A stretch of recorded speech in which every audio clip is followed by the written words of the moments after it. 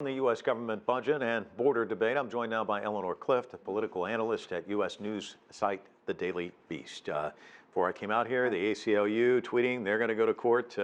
Governor Newsom of California saying we're definitely going to court. Everyone almost lining up to go to court on this. Talk to us about what happens now.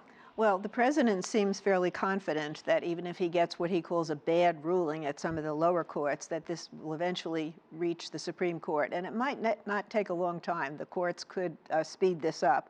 Then you do have a constitutional issue because the president is basically declaring a state of emergency because he didn't get money that he wanted out of the Congress. And so Congress has the power of the purse. This is clearly an end run around the Congress to get money and to reappropriate it or repurpose it from other areas of the government. So he's going to run into constitutional questions there. He's also going to get a lot of pushback from various members if he tries to take defense spending money and it's out of their districts. So there's a political pushback and a constitutional pushback. But I think you're also going to see the House, which is now under Democratic control, pass a resolution of disapproval of this state of emergency, which only takes a majority vote.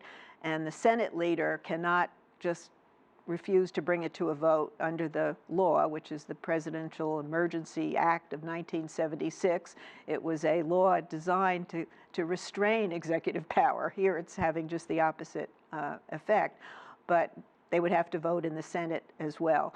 And the president could then veto that, assuming the House and the Senate disapproved, which has a very good chance. There are 48 Democrats. They would only need a handful of Republicans in the Senate to reach a majority. But then it would take 2/3 of a majority to overrule the presidential veto, and the votes are probably not there for that. I think the main thing is here that we're now, for the foreseeable future, going to be talking about this wall, which will realistically never be built, and which the president wants to ride to re-election on. He wants to say, re-elect me, elect Republicans, and we'll get the wall that the Democrats and those liberal judges are refusing to give you. Elect Republicans, and yet, even though he didn't mention him by name, he definitely got his jabs in at former Speaker Paul Ryan, saying, yes, these people let me down. And he wouldn't say his name, but it was apparent who he was going after. Right. He's going after people in his own party. How will that play? Well, that's because for 2 years, the Republicans had total control of government here in Washington, and they never went for the wall. Republicans are sane enough to realize that appropriating more money for a concrete barrier is not going to fix the problems at the border. This is a campaign promise that the president made, and his base, which is probably about 35% of the voting public, hangs on every word, and he's convinced if he doesn't deliver on this wall, he loses re-election.